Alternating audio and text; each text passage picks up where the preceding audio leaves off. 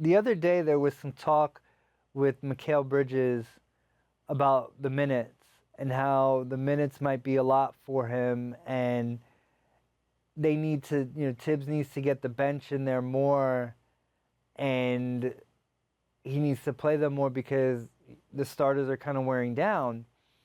And I understand that's been that's been a hot topic amongst Knicks fans this whole season, and I understand what Mikal Bridges is saying. Like, the theory of playing your starters less minutes is 100%. Like, everybody would love to play their starters less minutes. Nobody wants to use them too much, especially with as crazy as the NBA schedule can be. With that being said, though, one thing Mikal Bridges has to realize, and I don't know if he's drawing on prior experience. I don't know if he's looking at the people who are on the team. I don't know exactly what it is. But sometimes certain players give you the best chance to win a game. And for the Knicks, it's the starters. I've said this all year. They basically have 7 reliable players. When you, like a lot of people talk about, when you account for the fact that this league is based on shooting and having shooters on the court, their only reliable players in that sense they only have maybe 5, simply because they have a couple guys who are just not shooters. So to me, some of the guys that are playing big minutes have to remember, some of the players that are playing big minutes have to remember they're the best options on this team. So if they're asking out of games, and I'm not saying like they're going to Tibbs and saying, take me out necessarily, they'll put up with it, but if they're going saying, hey, you should put the bench in, your job is going to be harder because those guys don't give you as good of an opportunity to win a game. It's just reality. And, we look at the makeup of the bench. One thing you have to remember is that you have guys like Landry Shamet and Campaign who are veterans, but you also have rookies. And I know that people want to see them out there, but we don't know what they're going to give the team. We don't know how they're going to perform. So to me, nice move by Cat there. So to me, all that talk of playing them, it's like ultimately you don't know what you're going to get. Could be good, could be bad, could be in between. Some nights good, some nights not so good. So to me, some of the starters have got to recognize that they're the best options for this team.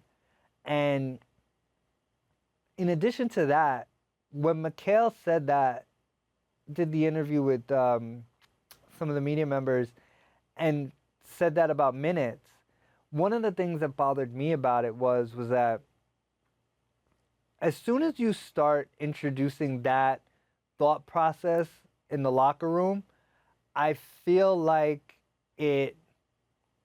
once you start introducing that thought process into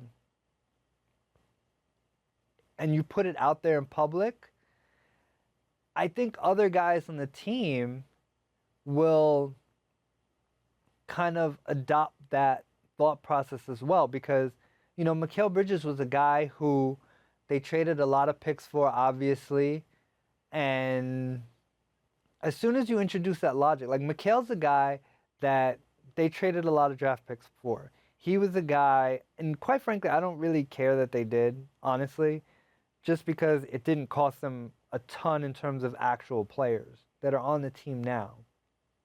But when you're an important piece on a team and you say that type of stuff, other people naturally are just going to go along with that. Because for one, you put yourself out there and you made your complaint about the minutes. But to me, somebody who may not complain about it, who may not be as loud about it, and may be like a good soldier and just go along with it, they may sit there and be like, well, if he's saying it, then yeah, it's a problem. And to me, like, I now have an excuse as to why I'm not necessarily performing well. Knicks didn't have that the last couple years. Like when you had DiVincenzo, when you had Hartenstein, obviously they had more depth. But when you had those guys, you didn't have that attitude of we're looking for an out, we're looking for an excuse. Those guys found every reason to go out there and play hard. Like even if they were tired, they were like, no, like we're out here, we gotta play hard. And to me, I feel like that's something that's a big difference in the two teams last year and this year, is that you never heard that publicly. Maybe behind the scenes, some guys were saying, hey, get the bench in more, whatever. But the reality is that they never let you see that. They never let that become the public face of the team. This year, though, there are players that are saying that. And so when players say that, I just don't think it's good because, you know, if the coach needs you for big minutes in the playoffs, can he rely on you if you're complaining about the minutes now? At least publicly. So, you know, and Tibbs said that they had the conversation. Mikal said they had a conversation about it. Tibbs said they didn't. That might just be a lost in translation type of thing where it's like Mikal probably did talk to him, but it wasn't like a formal conversation. So it was probably just something that Tibbs thought was, oh, this was just in passing. So I don't make so much a big deal out of that as much as just like it's not like that's not a big deal because to me it could just be a misinterpretation of a conversation.